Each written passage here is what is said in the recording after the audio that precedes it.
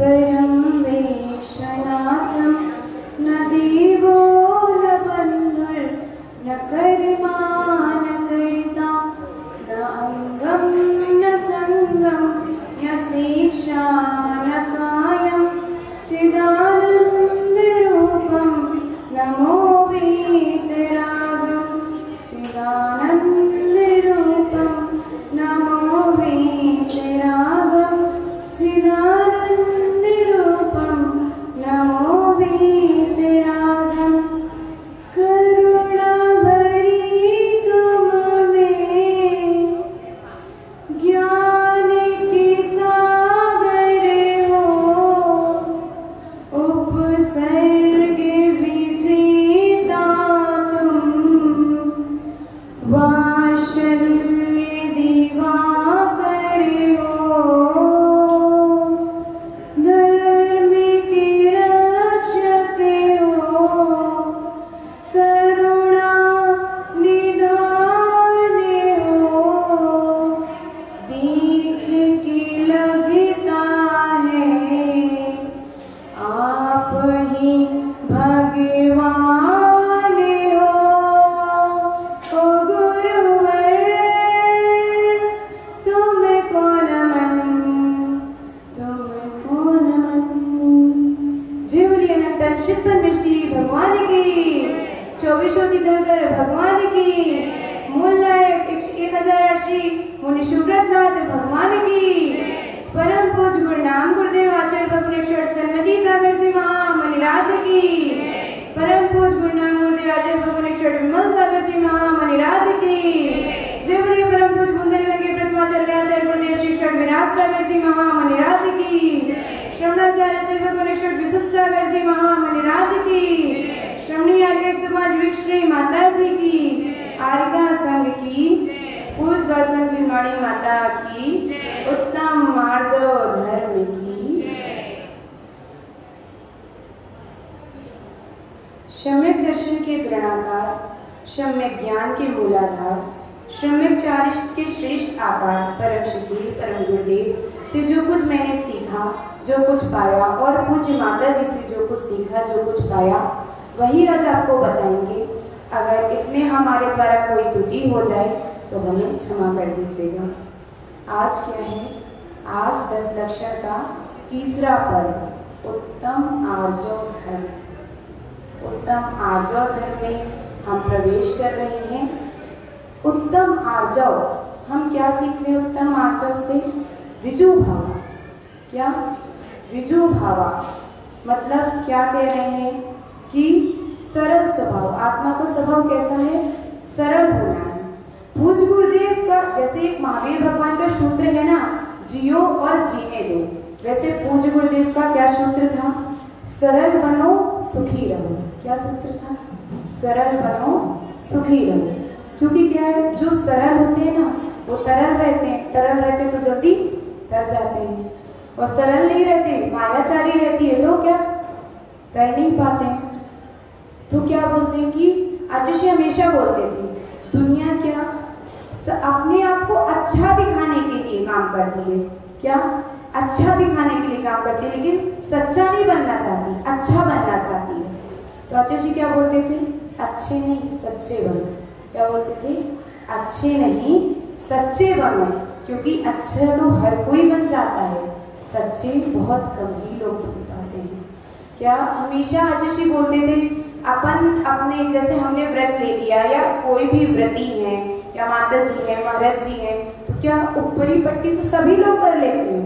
ऊपरी पट्टी साधना करना बहुत आसान है, लेकिन अंदर में उसको लाना उतना ही कठिन। कैसे? क्या जैसे अभी हम सामायिक कर रहे हैं, कोई सामायिक कर रहा है, कोई भी सामायिक कर रहा है तो क्या थोड़ा हिल रहे डुल रहे, नींद लग गई सो गए, लेकिन क्या जैसे ही आहट मिली कि कोई श्रावक आ गया तो क्या एकदम अच्छे से बैठ गए, लेकिन हम बहुत अच्छी सामायिक कर रहे तो क्या मायाचारी तो है। अपनी साधना के प्रति क्या सजग नहीं रहना तो क्या मायाचारी तो है। आचार्य हमेशा बोलते थे कुछ कर पाओ या ना कर पाओ, अपनी चर्या और अपनी क्रिया के प्रति तो हमेशा सच्चे ही बनना चाहिए। जो लोग सच्चे बनते हैं वही दुनिया में तर पाते हैं, और अगर दिखावा है ऊपरी पट्टी तो क्या वो तर पाते हैं? क्या नहीं तर पाते हैं। तो क्या इसमें एक उदाहरण आता है ऐसे ही, घोड़ा देखा है ना आप सभी ने? घोड़ा देखा है कि नहीं देखा? देखा है ना घोड़ा? क्या वो जब क्या करता है, ये क्या 2 नंबर, तो क्या तुरंत तो वो बहुत सॉफ्ट एकदम चिकनी लगती है, उसको हाथ में उठा के देखना कभी, तो क्या अंदर से भुरभुरी और ऊपर से चिकनी। वैसे ही क्या, वैसे ही ये मनुष्य है, क्या अंदर से तो मायाचारी भरी पड़ी है और ऊपर से क्या बहुत अच्छा बनने की कोशिश करते हैं, बहुत सच्चा बनने की कोशिश करते हैं। एक उदाहरण आता है अपने शास्त्र में आरिका माता जी का। उनका क्या नाम था? पुष्पदत्ता नाम की एक आरिका माता जी थी। तो ऐसे ही वो क्या करती थी, खूब मतलब पहले के टाइम में जो भी चलता हो, ये मुल्तानी मिट्टी से मुंह धुलना और अपने आप को बहुत सुंदर साफ दिखना, सुगंधित इत्र लगाना। तो क्या उनसे क्या जब कोई आता था या महाराज उससे पूछते थे या कोई भी पूछता था कि दूसरी माता जी लोग पूछती थी कि माता जी आपके पास से इतनी अच्छी सुगंध कैसे आती है, या आप इतने सुंदर कैसे दिखते हो, तो क्या बोलती थी, ये तो हमारी नेचुरल ब्यूटी है। क्या बोलती थी? ये तो हमारी नेचुरल ब्यूटी है, हम थोड़ी ना कुछ करते हैं। आरिका माता जी कुछ करती है क्या? लेकिन क्या करती थी, अंदर मायाचारी कर रहे हैं, अपनी साधना के प्रति छल कर रहे हैं, और बाहर से क्या दिखा रहे हैं कि हम तो बहुत सच्चे और अच्छे हैं। तो क्या वो मर के क्या बनी थी? सोचो, व्रत धारण करे, महाव्रत धारण करे, और क्या आरिका माता जी की पर्याय मिली, लेकिन वहां भी क्या मायाचारी छूट नहीं पाई, तो मर के क्या बनना पड़ा? भैंसा बनी थी। क्या बनी थी? त्रियंश गति में क्या बनी थी? भैंसा बनी थी।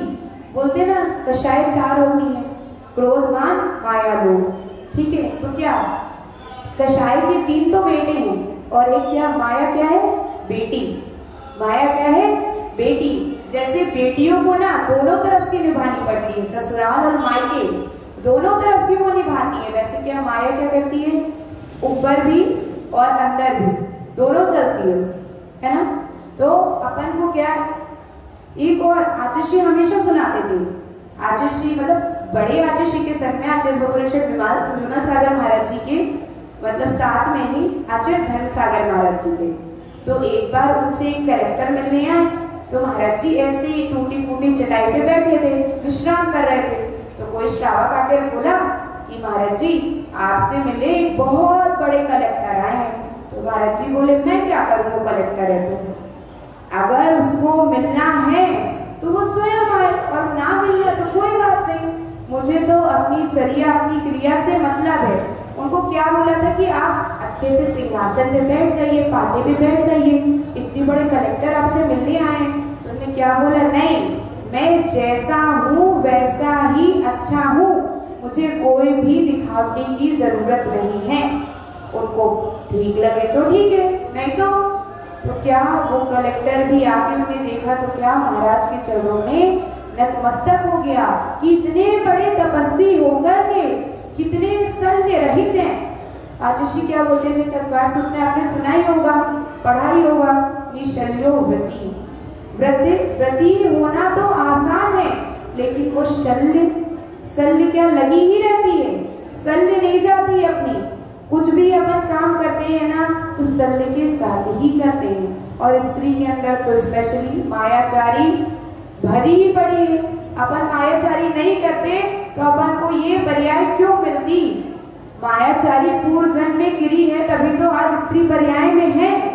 और क्या अभी करेंगे तो फिर क्या त्रियंश गति में जाना पड़ेगा। इसलिए क्या बोलते हैं साधुगण कि अब स्त्री पर्याय तो मिल गई, ठीक है, उसमें भी मनुष्य पर्याय मिली, तो क्या अभी तो अपन को उत्तम कुल मिला है, उसमें क्या अपन अच्छा धर्म ध्यान कर सकते हैं कि नहीं कर सकते? अच्छा धर्म ध्यान कर सकते हैं जिससे अपनी स्त्री पर्याय का छेदन हो और जो हमारी आत्मा का स्वरूप हो उसकी प्राप्ति हो सके। और एक उदाहरण इसमें आप ऐसा भी ले सकते हैं, जैसे सफेद बाल हो जाते हैं ना, लोग बूढ़े हो जाते हैं, तो क्या कलर, आजकल तो मॉडर्न जमाना है, कलर कर लिया, है ना, तो क्या उससे उम्र कम लगने लगी क्या? मायाचारी ही तो है, मायाचारी है कि नहीं? मायाचारी है। क्या कलर कर लिए तो अपनी अवस्था जो है उससे कम दिखने लग जाएगी, एक प्रकार की मायाचारी ही है।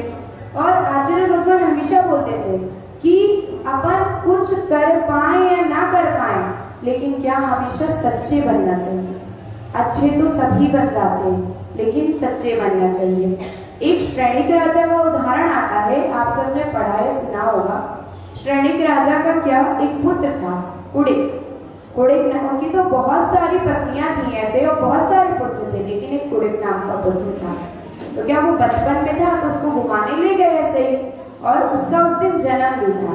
तो राजा क्या कर रहे थे? लड्डू खा रहे थे। क्या? मोतीचूर के लड्डू खा रहे थे और उसको गोद में लिए थे। तो उसने क्या कर दी? क्या करी? ये कर दी। तो आप सब तो समझते होंगे, एक नंबर कर दी उसने। और लड्डू राजा का क्या नीचे गिर गया उनके हाथ से, और उसी पे उसने तो धीरे से क्या, राजा ने चारों तरफ देखा, कोई देख तो नहीं रहा है, और जल्दी से लड्डू उठाया और खा लिया, क्योंकि उनके बेटे का जन्मदिन था। तो क्या है, फिर शाम को बहुत बड़ा प्रोग्राम था। जैसे आप लोग क्या किसी का बर्थडे होता है बच्चों का तो आप लोग प्रोग्राम करते हो कि नहीं? तो राजा थे इतने बड़े, तो शाम को बहुत बड़ा प्रोग्राम था उनके घर पे। तो क्या, अब वहाँ पे एक बहुत बड़ी नृत्यकारिणी आई, बहुत सुंदर, बहुत अच्छी नृत्यकारिणी आई। और क्या वो नृत्य कर रही थी तो बार बार क्या गा रही थी? ललना की बत्तियां बताए गए, बार बार कह रही थी। तो राजा को क्या लगा, भय हो गया कि कहीं इसको मेरी बात पता तो नहीं चल गई।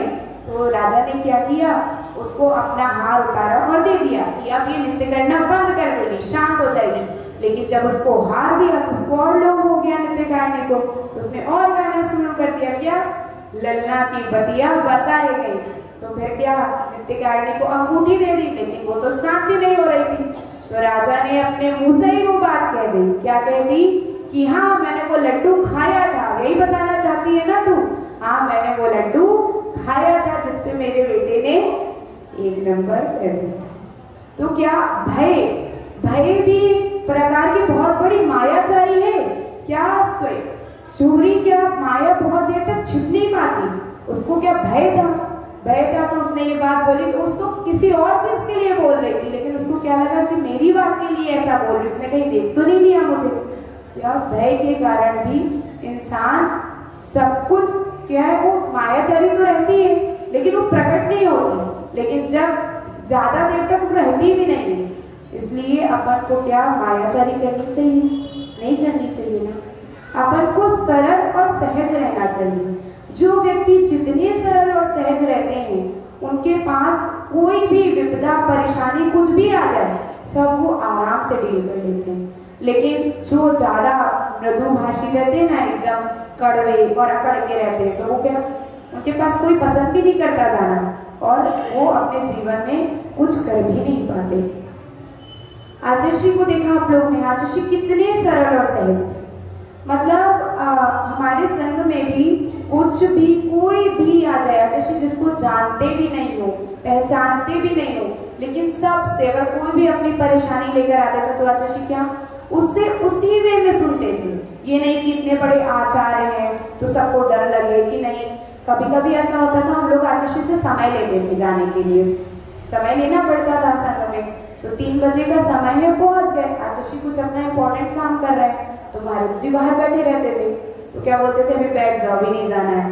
तो फिर क्या हम लोग क्या करते थे, 10 मिनट बैठे, 15 मिनट बैठे, फिर क्या आचार्य नमोस्तु, महाराज जी क्या डांट देते थे, बैठो, मैं बोल रहा हूँ ना भी नहीं जाना, आचार्य कुछ काम करे। लेकिन क्या आचार्य इतने सरल और सहज स्वभाव थे कि आचार्य अपने आप बोल देते थे, आ जाने दो। क्या बोलते थे, आ जाने दो। दर्शन, कोई भी श्रावक भी आता था तो उसके लिए क्या बोलते थे, महाराज जी बोलते थे आचार्य भी काम करे, अभी समय नहीं है। आचार्य क्या बोलते थे, इतनी दूर से आएंगे तो क्या दर्शन कर लेंगे तो उनको अच्छा लगेगा। इतने सरल और सहज, ऐसे गुरु तो हमने सभी अच्छे हैं, 3 कम 9 करोड़ मुनिराज ही सब, लेकिन इतने सरल और सहज व्यक्ति मैंने पहली बार देखा। हम जब पहली बार आचार्य के पास गए ना, माता जी ने हमें भेजा था, तो हम पहली बार आचार्य जी के पास गए तो मतलब बहुत डर लग रहा था, क्योंकि पहले तो हम गुरुओं से इतना जुड़े भी नहीं थे। तो फिर हम आचार्य जी के पास गए तो हम लोग बहुत डर लगा, आचार्य जी कैसे बात करेंगे, इतने बड़े आचार्य जी से हम क्या बोलेंगे। तो बड़ी माता जी उस टाइम संघ में थी, तो हमने माता जी से बोला, माता जी हम 7 नंबर, माता जी का संघ में 7 नंबर है, सब 7 नंबर से जानते हैं उनको संघ में। हमने बोला माता जी हम 7 नंबर माता जी के पास से आए, हमें आचार्य से कुछ चर्चा करनी है। तो माता जी ने बोला अच्छा चर्चा करनी है, ठीक है कर लो। तो मैंने बोला इतनी इजीली कह रही हो तो कर लो, जैसे कि कोई नॉर्मल व्यक्ति हो बात कर लो। तो फिर उसके बाद आचार्य ऐसे बाहर बैठे थे पूरे संघ के साथ, तो मैं गई श्रीफल चढ़ाई आचार्य को, आचार्य खुद बोले पूछते कहाँ से आए हो। तो हमने आचार्य को बताया कि माता जी के पास में आए। तो आचार्य फिर सब पूछे, माता जी का पूछे कि उनका स्वास्थ्य कैसा है, क्या कैसा चल रहा है। फिर मैंने आचार्य से क्या बोला कि आचार्य मुझे व्रत लेना है। तो आचार्य बोले अच्छा पूरे से किया था। तो मैंने बोला नहीं आचार्य अभी तो सिर्फ 5 साल का लेना है। तो मतलब कहने का तात्पर्य ये है कि इतने सरल और सहज कि लोग घबराते थे पहले से, लेकिन उनके पास जाते ही ऐसा लगने लग जाता था कि नहीं ये तो इन्हें तो हम कितने टाइम से जानते हैं, पूर्व भाव से जानते हो जैसे कोई रिश्ता। आप किसी भी बच्चे से पूछो, मतलब अमरावती में तो आप लोग ने सबने आचार्य को देखा है, अभी आए थे आचार्य, तो कोई भी बच्चे से पूछो सब यही कहेंगे कि आचार्य इतने सरल और सहज थे कि उनसे जो भी मिलता था वो यही कहता था कि हमारा तो इनसे पूर्व भाव का रिश्ता है। तो अपने लिए भी क्या, अपने लिए भी इतने सरल और सहज होना चाहिए कि कोई भी आपसे अपनी बात इजीली कह सके, किसी को डर नहीं लगे कि हाँ नहीं ये तो कैसे बात करेंगे, इनसे हम कैसे बोलें कुछ। तो आज का आर्य और धर्म हमें यही सिखाता है कि किसी को दिखावे के लिए अच्छा नहीं बनना है, ऊपरी पट्टी हमें अच्छा नहीं बनना है, हमें तो अपनी आत्मा में वो स्वभाव प्रकट करने के लिए इतना सरल और सहज बनना है कि एक दिन हम उस मोक्ष पद को प्राप्त कर सके। जय बोले परम पूज्य राष्ट्र शंकराचार्य गुरुदेव श्री सागर जी महामुनिराज की।